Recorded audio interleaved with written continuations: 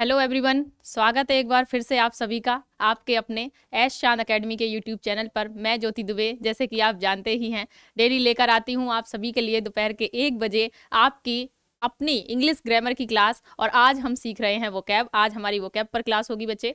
हम Monday to Friday daily classes कर रहे हैं ग्रामर की, और ग्रामर के बीच में आपकी एक क्लास वोकैब की मैं लगाती हूँ।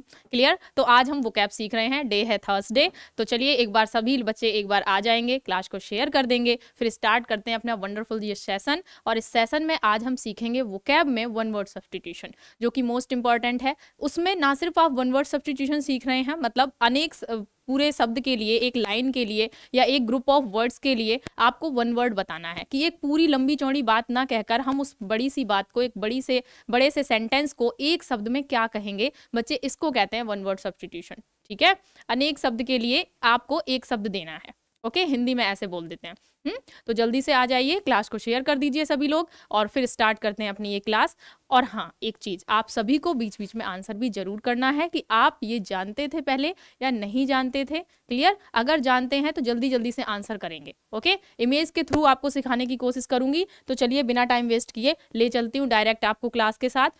टॉपिक है हमारा वन वर्ड सब्स्टिट्यूशन, और इसमें आपके लिए आज का फर्स्ट वर्ड ये रहा। देखो बच्चे, पहले आपको शब्द दिया गया है, मैंने ऑप्शन नहीं दिए हैं। क्लियर? आपको कंफ्यूज करने वाला काम नहीं किया है, सीधे सीधे आपके सामने शब्द लिखा है, और उस शब्द को आप अगर एक सेंटेंस में बोलना चाहोगे तो क्या बोलोगे वो भी आपके सामने लिखा हुआ है। लिखा है a place where animal are slaughtered for the market. उस स्थान को क्या कहते हैं जहां पर जानवरों को बलि दी जाती है, मतलब जानवरों को काटा जाता है, उनको मारा जाता है। और किस पर्पज के लिए मारा जाता है? जस्ट फॉर फन नहीं, जस्ट फॉर एंजॉयमेंट नहीं।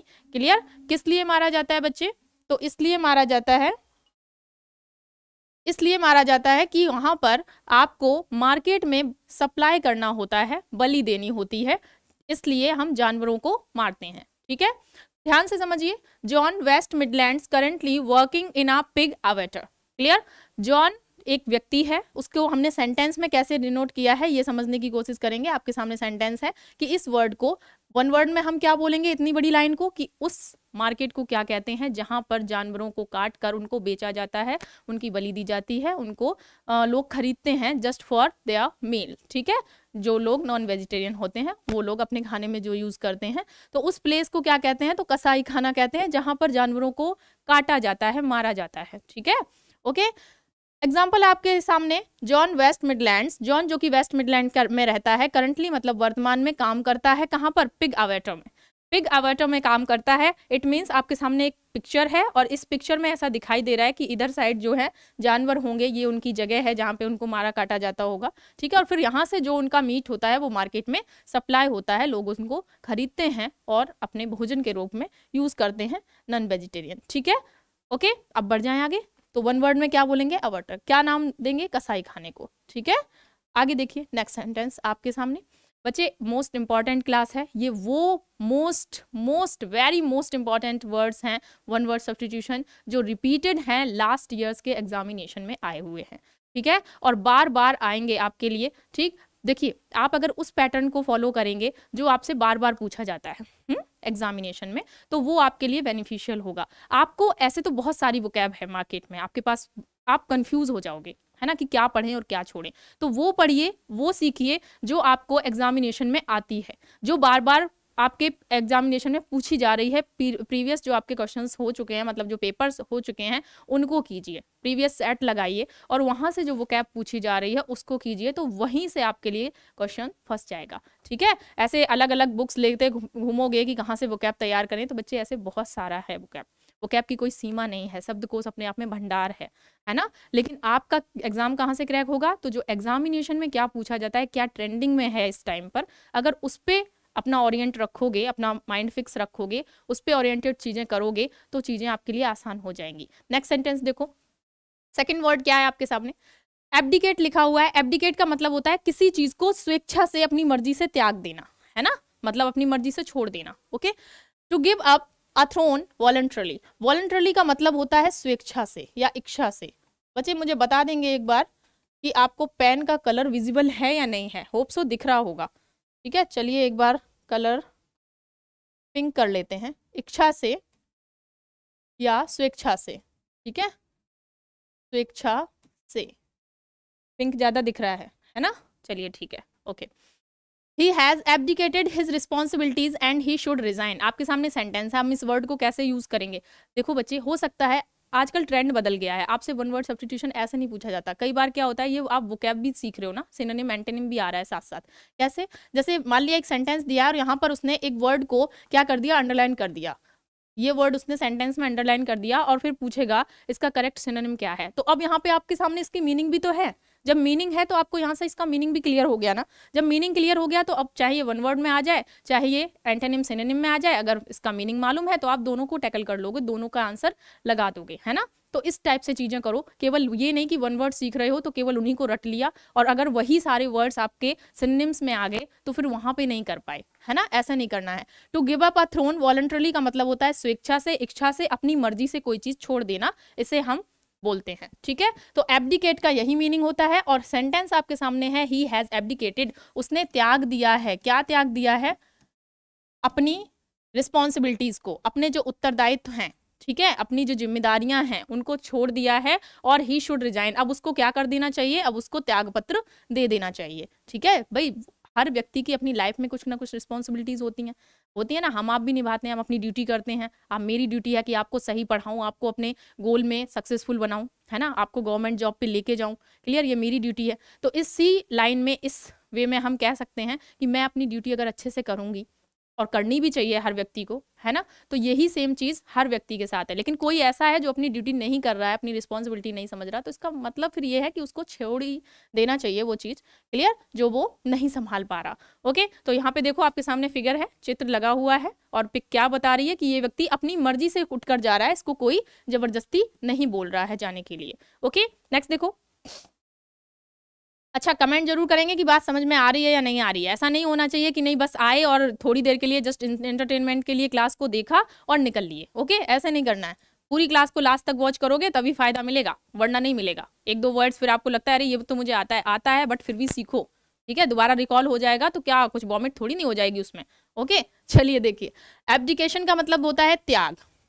अभी वहां पे क्या था, एब्डिकेट था, बात वही है, अपनी मर्जी से त्याग दिया। यहाँ पर भी एब्डिकेशन है, नाउन की फॉर्म में यूज हुआ है त्याग, ठीक है, simple word. Voluntary renunciation of the throne by a king, यहाँ पर क्या मतलब है, वॉलंटरली वही स्वेच्छा से, ठीक है, वॉलंटरी। रिनाउंसमेंट मतलब रिनाउंसमेंट ऐसे समझिए जैसे हम वो नहीं कर देते हैं, अनाउंसमेंट करते हैं ना, जैसे मतलब घोषणा कर देना, वन वर्ड में हिंदी में क्या बोलेंगे, घोषणा कर देना, है ना।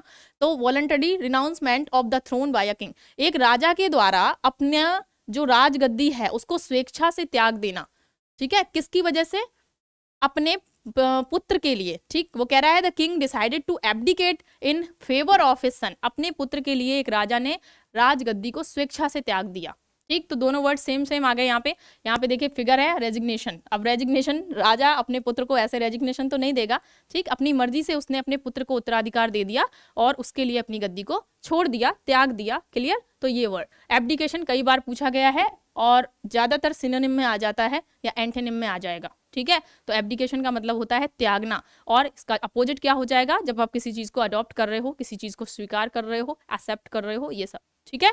बढ़ जाए आगे, नेक्स्ट देखो। फोर वर्ड है, आपसे कह रहा है अबॉलिश। तो अबॉलिश का मतलब क्या होता है, किसी चीज को पूरी तरह खत्म कर देना, समाप्त कर देना, ठीक। यहाँ पे पद की बात नहीं हो रही है, किसी चीज को जो ठीक नहीं है उसको खत्म कर देना। जैसे पहले अपने यहाँ एक प्रथा थी, सती प्रथा, उसको पूरी तरह से अबॉलिश कर दिया गया, मतलब समाप्त कर दिया गया। क्यों, क्योंकि वो एक अच्छी चीज नहीं थी, है ना। तो किसी स्त्री के पति की डेथ के बाद उसको खुद भी सती हो जाना होता था उसके हस्बैंड के साथ, है ना, वो गलत चीज थी। जैसे एक और प्रथा थी कि बाल विवाह, ओके, उसको अबॉलिश कर दिया गया, मतलब जड़ से उन्मूलन कर देना।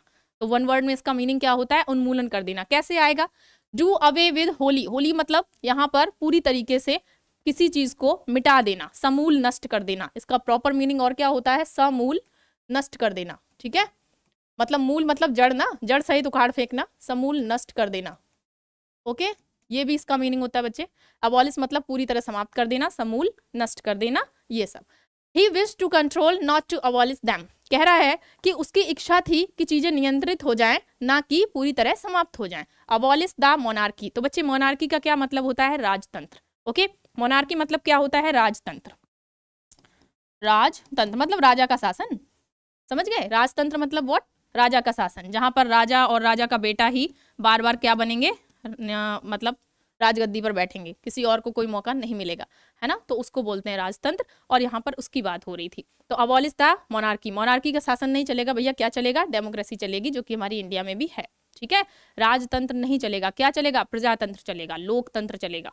ओके, तो अबॉलिश करना है किसको? राजतंत्र को। वर्ड याद रह जाएगा, क्या था? अबॉलिश। अबॉलिश का मतलब ऐसे समझ लो जैसे आप पॉलिश कर देते हो ना किसी चीज पर, तो जब आप किसी चीज पर पॉलिश कर देते हो तो वो जो धूल मिट्टी होती है वो हट जाती है किसी भी चीज से। जैसे आप अपने सुबह सुबह जब वर्क पर जाते हो तो क्या करते हो, अपने जूते शू पॉलिश करके निकलते हो ना, एकदम बढ़िया से टीप टॉप होके।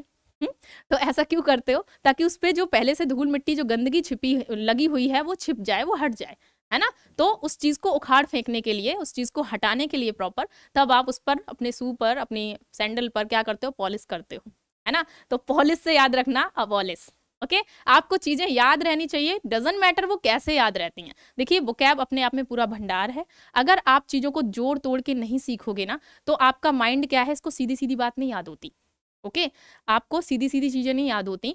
याद करो, जब हम पढ़ाई करते हैं, स्टडी करते हैं, तो केवल एक यही पार्ट ऐसा होता है जो हमसे नहीं हो रहा होता है। अदरवाइज मूवी देखने को कह दो, 3 घंटे में पूरी मूवी की स्टोरी याद रहती है, कौन कौन सा सॉन्ग था, सब कुछ याद रहता है। ऐसा क्यों?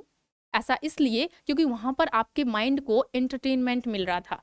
जहां पर एंटरटेनमेंट की कोई चीज मिल रही होती है, माइंड को मजा आ रहा होता है एक्चुअली, है ना। तो जब माइंड को मजा आ रहा होता है तब क्या होता है कि ये इंटरेस्ट लेता है उस चीज में।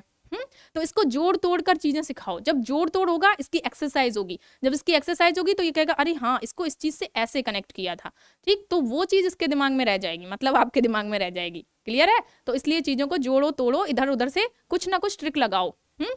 मीनिंग क्या है, मोटिव क्या है, याद रह जाए, हमें एग्जाम क्लियर हो जाए हमारा, दैट्स इट। ठीक, फिर करना क्या है आगे? नेक्स्ट देखो, होप सो समझ में आया होगा। नेक्स्ट वर्ड क्या है समझो। अबॉरिजिन्स, किसी जगह के मूल निवासी। अबॉरिजिन का मतलब होता है, ऐसे समझ लो, ऑरिजिन छपा है इस वर्ड में, ORIGIN। कुछ ना याद रहे ना, ऑरिजिन याद रहता है। ऑरिजिन का मतलब उत्पत्ति, ठीक है। अब ऑरिजिन से ही निकला, उसमें एक प्रीफिक्स लगा दिया AB, ठीक है। AB अब प्रीफिक्स हमने लगाया, तो इसका मतलब भी होता है किसी जगह के मूल निवासी, ठीक है, जहां से किसी चीज की उत्पत्ति हुई है। देखो, ऑरिजिन किसी भी चीज का कहीं पर भी हो सकता है, लेकिन अबॉरिजिन क्या है? तो अबॉरिजिन है जहां से कोई चीज निकली हुई है। जैसे आपको एक एग्जांपल दूं कि हमारे यहाँ इंडिया में आज के मतलब 1000 साल पहले तक भी आलू नहीं होता था। क्या नहीं होता था? आलू, हाँ वही पोटैटो जो आपका फेवरेट है, टिक्की चाट समोसे में सब में भरा जाता है, मतलब उसके बिना तो जिंदगी अधूरी लगती है ना। ऐसा ही है ना, बिना पोटैटो को सोचो क्या खाओगे फिर। मेरे तो दिमाग में अच्छी अच्छी डिशेज ही नहीं आती। वेजिटेरियन हूँ, प्योर वेजिटेरियन, है ना, नहीं समझ में आता क्या खाएंगे बिना पोटैटो के। आलू की कचौड़ी, आलू का पराठा, पता नहीं और क्या क्या, ठीक है। तो सब कुछ किससे बनता है? हमारे प्योर, हमारी जो फेवरेट है आलू, उससे बनता है। वो हमारे यहाँ का ओरिजिन नहीं है, मतलब हमारे यहाँ पहले आलू नहीं हुआ करता था। हाँ बिल्कुल नहीं होता था, ये बाहर कंट्री से आया है, ठीक है।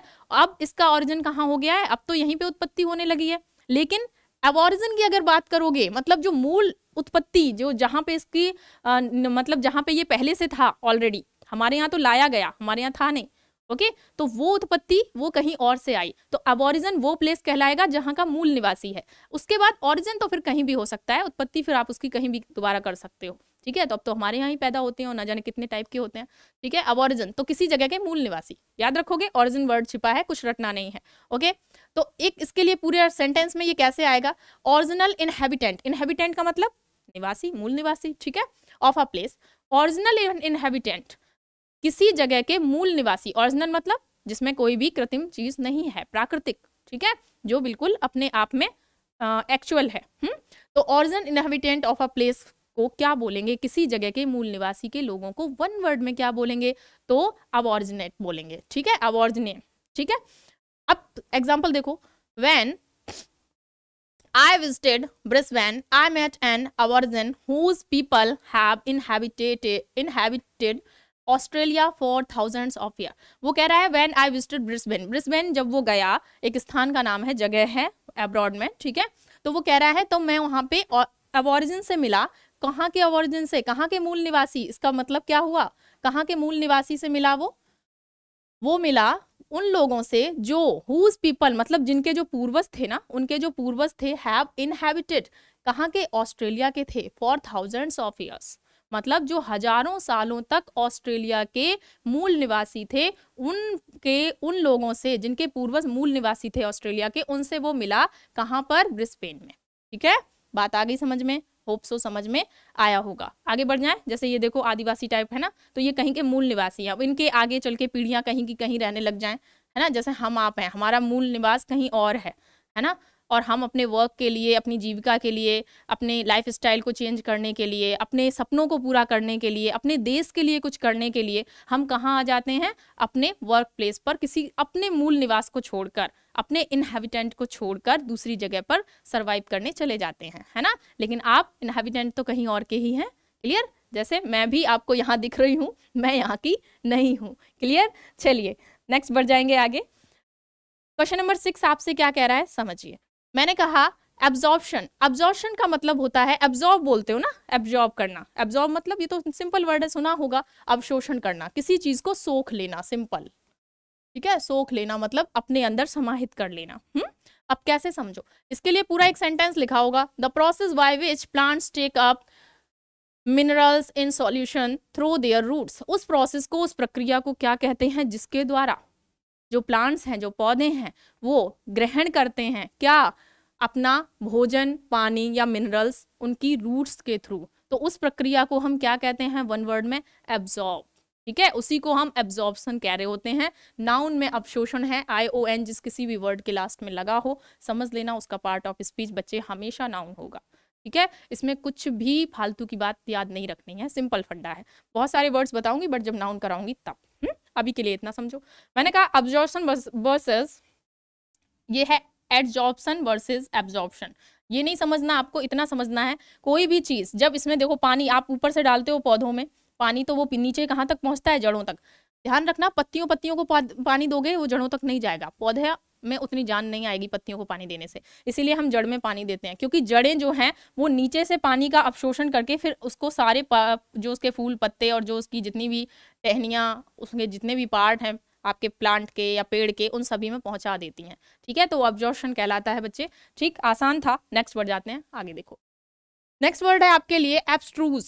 एब्स्ट्रूज का मतलब होता है जिसे समझना मुश्किल हो, मतलब कहने का कोई ऐसी चीज, something that is hard to understand. Clear, कोई ऐसी चीज जिसको समझना क्या है, मुश्किल है, आसान नहीं है, hard to understand. Okay, hard to understand, it means some critics dislikes the abstruse plot and deliberately enigmatic ending। समझिए, कुछ जो क्रिटिक्स मतलब आलोचक होता है, ठीक है, डिसलाइक करते हैं मतलब नापसंद करते हैं, एब्स्ट्रूज मतलब ऐसे कंटेंट को नापसंद करते हैं, ऐसे लिटरेचर को, ऐसी कथानक को नापसंद करते हैं जानबूझकर। प्लॉट का मतलब बच्चे कथानक होता है। ठीक है, जब हम लिटरेचर पढ़ते हैं तो वहां पर हमें ये प्लॉट समझ में आता है कि क्या है। प्लॉट मतलब कोई भी लिटरेचर का कोई भी प्ले है तो उसका एक प्लॉट होता है। प्लॉट मतलब आपका वो खेती वाला प्लॉट नहीं, आपका घर वाला प्लॉट नहीं। प्लॉट मतलब वो कथानक जिसके ऊपर वो पूरी कहानी गढ़ी गई है, एक तरीके से उसका मेन पॉइंट, उसका कंटेक्स्ट क्या था। ठीक है, तो वो उसको हम लिटरेचर की लैंग्वेज में प्लॉट बोलते हैं। ठीक है, तो वो बोल रहा है एब्स्ट्रूज मतलब जिसे समझना मुश्किल हो, ऐसे कथानक को जानबूझकर, डेलिबरेटली का मतलब होता है जानबूझकर क्या करना, एनिग्मेटिक एंडिंग, और ऐसे एंडिंग को मतलब जो समझ में ही ना आ रहा हो कि कहाँ पे इस बात शुरू हुई और कहाँ पे खत्म हुई। ऐसा बहुत सारा लिटरेचर आपने पढ़ा होगा 9th हाई स्कूल में, अगर यूपी बोर्ड या CBSE बोर्ड किसी में भी आपने हिंदी पढ़ी है तो, है ना। जब आपसे हिंदी में व्याख्या करने के लिए आता है ना, संदर्भ सहित व्याख्या कीजिए, तो वहां पे आप समझो आप ऑलरेडी हिंदी पढ़ रहे हो और वो लिटरेचर है, उसमें हिंदी में क्या व्याख्या करनी है, उसमें वर्ड्स ऐसे होते हैं, कंटेंट ऐसा होता है कि उसको भी आप अपने शब्दों में बता रहे होते हो कि यहाँ पे राइटर ये कहना चाह रहा था। पोइट्री की बात नहीं कर रही हूँ, लिटरेचर की बात कर रही हूँ। पोइट्री तो चलो समझ में आती है, लिटरेचर में आपसे जो ऑथर है, जो राइटर है, वो ऐसा क्या लिख देता है कि उसको हिंदी की भी हिंदी हम निकाल रहे होते हैं। सोच के देखो। ठीक, तो वो ऐसे की ही बात कर रहा है कि जो एब्स्ट्रूज है ना, जिसे समझना मुश्किल हो, जो समझ में ना आए कि एक्चुअली लिखा क्या है, तो ऐसे कंटेंट को जो कुछ क्रिटिक हैं, जो कुछ आलोचक हैं, वो जानबूझ कर नापसंद करते हैं क्योंकि उसका जो कंटेंट है वो उनको समझ में नहीं आता है। ठीक है, हाँ, ओके। अच्छा चलिए, एनिग्मेटिक का अगर मतलब नहीं पता तो इसका भी लिख लीजिए, हो सकता है आप में से बहुतों को नहीं मालूम है। गूढ़ समझते हैं या रहस्य समझते हैं, रहस्यमय, जैसे थ्रिलर मूवी वगैरह देखते हो ना आप, चलो लिटरेचर तो नहीं पढ़ी होगी, लेकिन थ्रिलर मूवी देखते हो ना जिसमें सस्पेंस रहता है ना, लास्ट में एकदम सस्पेंस होता है, मतलब पूरी मूवी चली गई 3 घंटे की, लास्ट के आधे घंटे में समझ में आता है ओहो चल क्या रहा था एक्चुअली, है ना। देखते हो ना थ्रिलर चलिए ठीक है, जरूर देखी होंगी। तो रहस्यमय या गूढ़ बोलते हैं, गूढ़ मतलब वही है रहस्यमय, जो चीजें आपको एकदम से समझ ना आए, गूढ़ है। ठीक है, आगे बढ़ जाए। नेक्स्ट देखो, अकॉम्प्लिस का मतलब होता है बच्चे, नेक्स्ट वर्ड आपके लिए अकॉम्प्लिस है। इसको वन वर्ड में कैसे पूछेगा, तो पूछेगा an associate in crime and accessory, किसी अपराध में अपराधी का सहयोगी होना। वन वर्ड में क्या बोलेंगे, तो अकॉम्प्लिस को बोलेंगे सह अपराधी। वन वर्ड में अगर कोई पूछ ले तो क्या बोलोगे, सह अपराधी। ठीक है, क्या मीनिंग होगा, सह अपराधी। Okay, his accomplish was arrested after a high speed police chase. ठीक है, उसका जो अकॉम्प्लिस था, जो सह अपराधी था, मतलब वह व्यक्ति जिसने उसके साथ अपराध में सहयोग किया था, उसका साथ दिया था, वॉज अरेस्टेड, उसे अरेस्ट कर लिया गया एक हाई स्पीड पुलिस के द्वारा, चेज के बाद, मतलब काफी देर तक पुलिस की मशक्कत के बाद उसको अरेस्ट कर लिया गया। चेज का मतलब होता है किसी का पीछा करना। तो बहुत देर तक पुलिस ने उसका पीछा किया, बहुत मेहनत मशक्कत के बाद उसको अंततः क्या कर लिया गया, अरेस्ट कर लिया गया। ऐसे समझो जैसे ये व्यक्ति कुछ गलत काम कर रहा है, फिगर है आपके सामने, ये कुछ गलत काम कर रहा है। अब गलत काम कर रहा है, उसमें देखो ये जो नीचे जो उसको ऊपर चढ़ा रहा है ना, तो सबसे बड़ा गुनहगार कौन है, ये वाला नहीं, ये वाला। क्यों, क्योंकि ये नहीं होता तो वो यहाँ तक पहुंचता नहीं, है ना। फिगर को देख के समझो, ये जो पिक्चर है इसको देख के समझो कि ये नहीं होता तो ये यहाँ तक पहुंचता नहीं, अब यहाँ तक नहीं पहुंचता तो दूसरी तरफ जाता नहीं तो क्राइम करता नहीं। समझ गए, तो सबसे बड़ा अपराधी कौन है, ये जो खड़ा हुआ है जिसके ऊपर ये सवार है। समझ गए ना। तो इसलिए हमेशा गलत करना ही हमेशा गलत नहीं होता है, गलत का साथ देना मतलब आप सबसे बड़ी गलती कर रहे हैं। ओके, फिर आप भी उसमें उतने ही बराबर के हिस्सेदार हैं उस गलती में। ओके, चलिए बढ़िए आगे। होप सो समझ आया होगा, सिंपल था। कैसे याद रखोगे, अकॉम्प्लिस मतलब साथ देना। ठीक है, अकॉम्प्लिस जैसे डबल सी आ रहा है ना, 2 सी आ रहे हैं, तो याद रख लो, ऐसे सिंपल लगा लो। अकॉम्प्लिस में 2 सी आ रहे हैं, मतलब एक व्यक्ति से काम नहीं चलेगा, 2 से चलेगा। ठीक है, कैसे भी रख लो याद। अब जब कुछ ऐसा करोगे तो आगे पुलिस आ रहा है, तो पुलिस को याद रख लो, पुलिस मतलब जब कुछ गलत अपराध वगैरह करोगे तो पुलिस पकड़ ले जाती है ना। जब पुलिस पकड़ ले जाती है गलत अपराध के लिए ही, तो मतलब अपराध के लिए ही तो पुलिस पकड़ती है, कुछ अच्छे काम करने के लिए तो पकड़ती नहीं है। तो अकॉम्प्लिस 2 लोग होंगे, अकेले कोई अपराध होता नहीं है ना, कम से कम 2 चाहिए ही चाहिए भाई, अकेले क्या ही अपराध करोगे। ठीक है, और उसमें फिर आगे क्या है, पुलिस है, मतलब पुलिस है, कुछ गलत करोगे तो फिर पुलिस है, इसका मतलब सह अपराधी, साथ साथ 2 लोग मिलकर कोई अपराध कर रहे हैं, उसके बाद पुलिस पकड़ ही ले जाएगी गलत काम करोगे तो, है ना।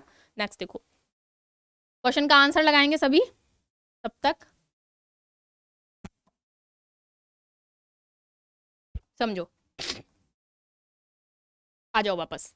मैंने कहा अकाउंटेबल का क्या मतलब होता है, नेक्स्ट वर्ड आपके सामने अकाउंटेबल। अब अकाउंटेबल तो आपको याद रखना है क्या होता है, क्लियर। अब ऐसे समझो, पूछेगा कैसे, liable to being called to account और आंसरेबल। सिंपल वर्ड लिखा है आंसरेबल, इतना बड़ा वर्ड लिख के देगा, ये तो इसी का सिनोनिम हो गया, जैसे अकाउंटेबल है ऐसे ही आंसरेबल है, सेम मीनिंग दे रहा है। ठीक है, liable to being called to account मतलब उत्तराधिकारी होना, किसके लिए, जवाबदेही के लिए, मतलब कोई ऐसा व्यक्ति जो क्या करे, किसी बात के लिए जवाबदेह हो। मतलब कहने का, जैसे मान लीजिए आपने कोई काम किया है, आपको कोई रिस्पॉन्सिबिलिटी समझी गई है, दी गई है, क्लियर, और आपने वो की नहीं है, उसको निभाया नहीं है, तो जब वो काम बिगड़ेगा तो आपसे पूछा जाएगा, भैया आपको ये रिस्पॉन्सिबिलिटी दी गई थी, आपने ये काम क्यों नहीं किया, तो वहाँ जवाबदेही किसकी होगी, फिर आपकी होगी। ठीक है, बात आ गई समझ में। तो इसके लिए ऐसे बोल रहा है, liable to being called to account मतलब उस व्यक्ति की को क्या कहेंगे जो जवाबदेह होगा किसी कार्य के लिए, या उत्तरदायी होगा, उत्तराधिकारी नहीं उत्तरदायी। ठीक है, हिंदी में क्या बोलते हैं, उत्तरदायी, मतलब जिसको उत्तर देना ही होगा कि अगर कुछ काम बिगड़ा या ना भी बिगड़ा हो, काम हुआ या नहीं हुआ, उसमें उसकी रिस्पॉन्सिबिलिटी होगी कि भाई काम सही होना चाहिए था, क्यों नहीं हुआ, या हो गया तो कैसे हो गया, है ना, और क्या क्या उसमें आपने किया। तो किसी बात के लिए जवाबदेह होना या उत्तरदायी होना। जैसे एग्जाम्पल देखो, दे वर नेवर फाउंड और if found never accounted for by the finders, मतलब वो कह रहा है पहले तो उसे कभी पकड़ा नहीं गया, और अगर कभी पकड़ा भी गया तो उसके द्वारा कभी भी कोई उत्तर नहीं दिया गया, मतलब उसके द्वारा कभी कोई जवाबदेही नहीं दी गई। पहले तो वो कभी पकड़ा ही नहीं गया मतलब वो उस पर कोई वो ही नहीं कर पाता था, शक ही नहीं हो पाता था कि ये इसने गड़बड़ की होगी। और अगर कभी पकड़ा भी गया, जैसे यहाँ पे देखो फिगर में ये जो चित्र दिख रहा है आपको, ये सारे लोग इसको पॉइंट आउट कर रहे हैं, है ना, इसकी तरफ उंगली कर रहे हैं ना कि भाई कोई काम बिगड़ा है, बिगड़ा होगा तभी आपसे जवाब मांगा जा रहा है। अब सही काम के लिए तो इतनी जल्दी कोई देता नहीं ना, उसमें कोई आपको शाबाशी दे या ना दे, ठीक है, लेकिन काम बिगड़ेगा तो पहले आप पकड़े जाओगे, पहले वो पकड़ा जाएगा जिसको काम सौंपा गया था कि उसको पकड़ के लाओ, काम बिगड़ा कैसे ये, समझ गए ना। ठीक, तो इतने सारे लोग इसको पॉइंट आउट कर रहे हैं इस व्यक्ति को एक, और ये कह रहा है मैं मतलब मेरी वजह से काम बिगड़ा है, हाँ, लेकिन अभी ये अपना क्या देगा, अपना फेज रखेगा और ये इनको जवाब नहीं देगा। ठीक है, तो इस व्यक्ति को हम क्या बोलेंगे, यही वो उत्तरदायी व्यक्ति है जिसको कोई काम बिगड़ने के लिए, तो वन वर्ड में सिंपल आपसे आ जाता है, वह व्यक्ति जवाब दे, उस जिसकी जवाबदेही है किसी कार्य के लिए, उसको एक शब्द में क्या कहेंगे। तो बच्चे ध्यान रखना है, अकाउंटेबल। ये आपका वो वाला अकाउंट नहीं है जिसमें आप मैथ्स के सम वगैरह लगाते हैं, ठीक है, सांख्यिकी की बात नहीं कर रहे हैं हम। नेक्स्ट देखिए, अकॉस्टिक्स, ध्वनि शास्त्र। अकॉस्टिक्स का मतलब होता है ध्वनि शास्त्र, मतलब वो साइंस जिसमें हम कितने टाइप की ध्वनियाँ होती हैं, संगीत क्या होता है, धुन क्या होती है, इन सब की स्टडी करते हैं। तो वन वर्ड में कैसे पूछेगा, ऐसे पूछेगा, the scientific study of sound. Sound की वैज्ञानिक अध्ययन को क्या कहते हैं, साउंड के वैज्ञानिक अध्ययन को क्या कहते हैं, क्या बताओगे, अकॉस्टिक्स। ठीक है, अकॉस्टिक ध्वनि शास्त्र, वन वर्ड में ध्यान रखना पड़ेगा बच्चे, ठीक है, मोस्ट इंपॉर्टेंट है और एग्जामिनेशन का आया हुआ है। अब यहाँ पे देखो आपके सामने हेडफोन लगा हुआ है और हेडफोन में आप बढ़िया से अपना म्यूजिक चला के एकदम मस्त रहते हो और पता नहीं किस किस टाइप के म्यूजिक सुनते हो, है ना, मतलब कहने का इंडियंस भी सुनते हो, फ्रेंच भी सुनते हो, चाइनीज भी सुनते हो, पता नहीं कितने सारे, मैं क्या ही बताऊँ, मेरे घर में भी ऐसे बहुत सारे पागल हैं जो म्यूजिक के मतलब एकदम क्या बोलूँ, अभी चलो रहने दो, है ना, उनको कुछ नहीं, पता नहीं कौन कौन से, एक वो आजकल चला है ना BTS का, हाँ बताना जरा कमेंट सेक्शन में क्या है वो, ठीक है, मेरे तो समझ में नहीं आता, छोटे छोटे बच्चे पागल हैं उसके लिए, BTS हमारा BTS। ओके, चलिए आप लोग जानते हैं तो बताना। मैंने कहा the singing is an excellent example of the style and the church acoustics are resonant. Resonant का मतलब होता है ध्वनि, ठीक है, या संगीत में, संगीत में, ठीक है, रिजोनेंट मतलब धुन समझ लो एक तरीके से, अगर वन वर्ड में और नहीं समझ आ रहा तो धुन समझ लो, कोई भी धुन जो आप कहाँ बजती रहती है, अकॉस्टिक मतलब ध्वनि शास्त्र। अब वो वाला कौन सी धुन की बात कर रहा है, चर्च में, आप लोगों ने देखा होगा चर्च में लोग जो जाते हैं क्रिश्चियन वगैरह, ठीक है, या ऐसा कोई बाउंडेशन नहीं है कि नहीं आप नहीं जा सकते, आप भी जा सकते हैं, ठीक, तो वहाँ पे एक धुन सी बजती रहती है, बड़ी शांति मिलती है अगर आप लोग कभी गए हैं चर्च तो, ठीक है। The singing of N excellent example of the style, मतलब इस सुर का या इस सिंगिंग का जो सबसे अच्छा एग्जाम्पल है वो आपको कहाँ देखने को मिलेगा, the church acoustic are resonant, मतलब एकदम ध्वनि जो होती है ना चर्च की, जो वहाँ धुन बज रही होती है वो एकदम शांति में होती है, जिसमें आपको बहुत शांति मिल रही होती है, ठीक है, गुंजायमान होता है पूरा वातावरण, तो उसको हम बोल रहे होते हैं रेजोनेंट। ओके, वो ध्वनि पूरे चर्च के अंदर गूंज रही होती है ना, और बहुत शांति देती है, तो चर्च अकॉस्टिक की बात कर रहा है वो यहाँ पे पार्टिकुलर। ओके, एग्जाम्पल समझ आ गया होगा, ठीक। साइंटिफिक स्टडी ऑफ साउंड को क्या कहते हैं, अकॉस्टिक कहते हैं, ठीक है। ऐसा तो कोई नहीं होगा जिसको साउंड का वर्ड ना समझ में आ रहा हो, है ना बच्चे। क्वेश्चन पढ़ेंगे आसान आराम से और फिर आंसर लगाने की कोशिश करेंगे, बताएंगे जरा।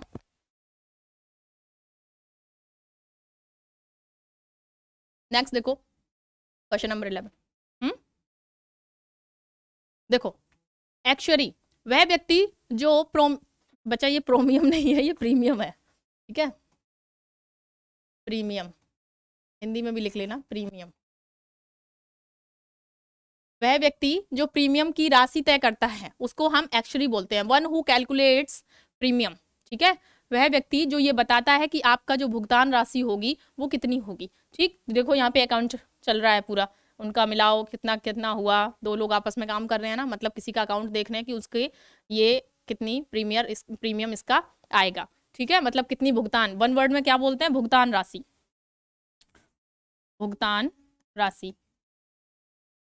ठीक है। आप लोगों ने अपने अकाउंट वगैरह खुलवा रखे होंगे ना, बीमा वगैरह कर रखा होगा, LIC किस्त जाती होगी ना, तो उसमें आपका क्या आता है, प्रीमियम आता है ना, कि इतनी आपको एक साल में इतनी जमा करनी है, या मंथली करोगे तो इतनी रहेगी और हाफ ईयरली करोगे तो इतनी रहेगी, समझ गए ना, तो उसी की बात कर रहे हैं। अब वो कैसे आता है, पूरा कैलकुलेशन होता है उसका कि इतने साल का अगर टर्नओवर है, पूरा टाइम पीरियड इतना है, ठीक, तो इसमें आपको लास्ट में कितना मिलेगा, कितना देना होगा, आपको क्या बेनिफिट्स हैं, क्या इसके डिमेरिट्स हैं, वो सब कुछ उसमें रहता है, ठीक। तो ये दो व्यक्ति आपस में क्या कर रहे हैं, किसी के प्रीमियम की भुगतान राशि के बारे में वही जोड़ घटाना कर रहे हैं और ये उसकी राशि तय कर रहे हैं, ठीक है बच्चे, क्या बोलेंगे वन वर्ड में, इनको क्या बोलेंगे, उस व्यक्ति को क्या कहते हैं जो प्रीमियम भुगतान की राशि तय करता है, तो क्या बोलेंगे, एक्चुअरी। ठीक है, याद रख लोगे, याद रख लोगे ना, इंपॉर्टेंट है, रखना ही पड़ेगा अगर एग्जाम क्लियर करना है तो। ठीक है, समझ जाओ, आगे बढ़ो। एडिक्ट, क्वेश्चन नंबर 12 है एडिक्ट। और एडिक्ट का मतलब क्या होता है, वह व्यक्ति जिसे किसी चीज की लत लग जाती है। सिंपल है, समझते हो, आपको भी लगी हुई है, किसकी, मोबाइल की, है ना। अगर एग्जाम क्लियर करना है बच्चे तो मोबाइल में क्लासेस तो देखो, अदरवाइज फालतू की चीजें में अपना टाइम वेस्ट मत करो, क्योंकि हम सभी कहीं ना कहीं थोड़े बहुत एडिक्ट हो गए अभी। अगर मोबाइल की बैटरी डाउन होती है ना तो ऐसा लगता है जैसे सांसें कम आ गई, मतलब ऑक्सीजन की कमी हो गई बॉडी में, है ना। ऐसे बहुतों को देखा है मैंने, क्लियर। तो ऐसा नहीं करना है, उसी को एडिक्शन कहते हैं। एडिक्शन बहुत सी चीज़ों का होता है, हमेशा गलत चीज़ों का ही नहीं होता। आपको चाय का एडिक्शन हो सकता है, कॉफ़ी का एडिक्शन हो सकता है, जिम का एडिक्शन हो सकता है, क्लियर। सोने का एडिक्शन हो सकता है, सोना मतलब स्लीप। ठीक है, अब यहाँ पे देखो कुछ खराब खराब सी चीज़ें रखी हुई हैं आपके सामने। वन वर्ड में कैसे बोलेगा एडिक्शन के, एडिक्ट के लिए कैसे पूछेगा। ये एडिक्ट हम उस व्यक्ति को कह रहे होते हैं, ठीक है, ध्यान रखना। एडिक्ट उस व्यक्ति को कह रहे होते हैं जो किसी बुरी लत से पीड़ित है, उसको उसकी लत है, अगर नहीं मिलेगी ना वो चीज़ तो वो मतलब मर ही जाएगा, एक तरीके से उसकी हालत खराब हो जाने वाली है। ओके, तो वो क्या कह रहा है, one who has become dependent on something और ड्रग। कह रहा है कोई ऐसा व्यक्ति जो किसी वस्तु पर डिपेंडेंट हो, मतलब पूरी तरीके से निर्भर हो, या फिर किसी ड्रग, ड्रग समझ गए ना, किसी भी मतलब ऐसे नशीले पदार्थ के ऊपर, जैसे यहाँ पे रखे हुए हैं ड्रग वगैरह, ड्रग, हाँ ड्रग, अच्छा ये रही, है ना, ऐसे होते हैं ना। एक हीरोइन नाम की भी कोई ड्रग होती है, बहुत से लोग आपने देखे होंगे हमारी सोसाइटी में ऐसे हैं जो इससे पीड़ित हैं, मतलब उनको वो चाहिए ही चाहिए, कुछ तो खाएंगे चाटेंगे, नहीं मिलेगा तो इंजेक्शन लेंगे, और पता नहीं कैसे कैसे, फिर उनकी हालत मतलब खराब हो जाती है, जीने लायक नहीं रहते वो लोग। ओके, तो इन सब चीज़ों से गलत है ये चीज़ें, किसी भी चीज़ का एडिक्शन नहीं होना चाहिए। तो उस व्यक्ति को क्या कहेंगे, जो किसी चीज़ के लत से पीड़ित है। तो इसलिए बच्चे ज़िंदगी में ना ज़्यादा खाना भी पॉइजन बन जाता है। ओके, ज़्यादा खा लोगे ना तो वो भी पॉइजनस हो जाएगा, आपको फूड पॉइजनिंग हो जाएगी। तो इसलिए किसी चीज़ की लत नहीं होनी चाहिए। तो इससे अपने आप को, अपने माइंड को इतना अवेयर हमेशा रखो कि वो आपके हिसाब से चले, ना कि आप उसके हिसाब से चलने लगो। किसके हिसाब से, अपने दिमाग के हिसाब से नहीं, दिमाग को अपने हिसाब से चलाना है।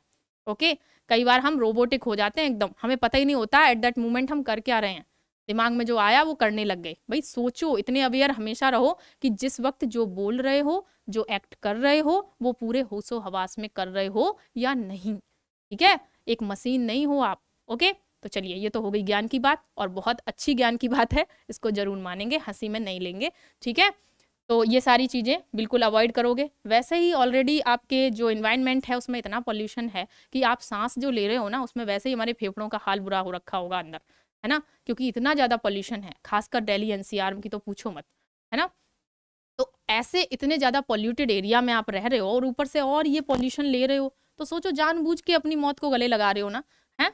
तो चलिए बढ़ जाते हैं आगे। क्या कहोगे उस व्यक्ति को जो किसी चीज़ से एडिक्ट है, किसी चीज़ की लत पड़ गई है उसको, तो उसको एडिक्ट बोलते हैं, उस व्यक्ति को एडिक्ट कहेंगे। ओके बच्चे, आगे बढ़ जाएं। नेक्स्ट देखिए, नेक्स्ट है क्वेश्चन नंबर 13 आपके सामने, जो बहुत इंपॉर्टेंट है, और इसको नोट डाउन भी कर लोगे बच्चे। एडोलेसेंस पूछ लेता है कई बार, the period between childhood and adulthood के बीच का जो टाइम पीरियड होता है उसको क्या कहते हैं, मतलब बाल्यावस्था और किशोरावस्था के बीच का टाइम पीरियड क्या कहलाता है। बाल्यावस्था और किशोरावस्था नहीं, बाल्यावस्था और वयस्कावस्था, इसको एडल्टहुड को क्या बोलेंगे, वयस्क अवस्था। ठीक है, वयस्क अवस्था। ओके, वयस्क अवस्था और जो बाल्यावस्था है उसके बीच के टाइम पीरियड को एडोलेसेंस बोलते हैं। ओके, ध्यान रखोगे। किशोरावस्था या टीन एज भी इसी को कह रहे होते हैं हम। कौन सी एज, टीन एज।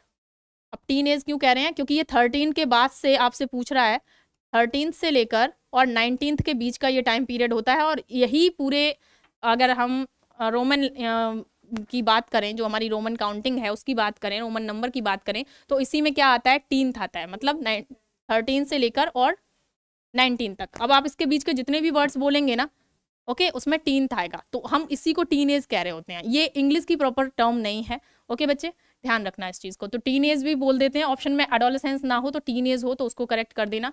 समझ गए। अब आपके लिए नेक्स्ट वर्ड में छोड़ के जा रही हूँ, एफिडेविट क्या होता है। इसके लिए आंसर करेंगे कि एफिडेविट को आप अपने वर्ड में कैसे समझोगे। वहां तो लिखा हुआ है स्टेटमेंट ऑफ ओथ, ओथ मतलब होता है शपथ। ठीक है, शपथ, या शपथ को और क्या कहते हो, कसम लेना। ठीक है, जैसे ओथ दिलाई जाती है ना, जब कोई भी चुनाव जीत कर आता है तो वो भी एक शपथ लेता है, कोई भी मंत्री बनता है तो शपथ लेता है। आप जब आपका सिलेक्शन होता है पुलिस में या कहीं पर भी IAS IPS, तो आपको एक ओथ दिलाई जाती है कि मैं भारत का नागरिक ये करके शपथ लेता हूँ कि अपने तन मन धन से अपनी देश की सेवा करूंगा, रक्षा करूंगा, वॉटेवर। ठीक है ना, बहुत सारी चीजें। वो अलग बात है कि लोग बाद में पलट जाते हैं, करते नहीं है, ठीक है, बेईमानी करते हैं। ठीक है, तो कह रहा है आ स्टेटमेंट ऑफ ओथ, तो उसको क्या कहते हैं, शपथ पत्र को, जिसमें प्रॉपर वो सारी चीजें लिखी होती हैं, उसी को कह रहे होते हैं शपथ पत्र। ठीक है बच्चे, तो आज के लिए इतना ही। आज मैंने आपको वन वर्ड सब्स्टिट्यूशन करवाए हैं, वो भी 14। और अब नेक्स्ट क्लास जो हमारी होगी वो होगी फ्राइडे में, मतलब कि कल। और कल देखते हैं फिर एक बार और क्या करेंगे, या तो वोकैब कर लेंगे, क्योंकि लास्ट वीक आपकी वोकैब नहीं हुई थी, है ना, तो मैं सोच रही हूँ 2 दिन इस बार वोकैब कर लें। बट ठीक है, कल का कल डिसाइड करेंगे, या फिर लेकर आऊंगी ग्रामर का कोई नया section. Okay, so it's all for today, have a good day, take care, good bye.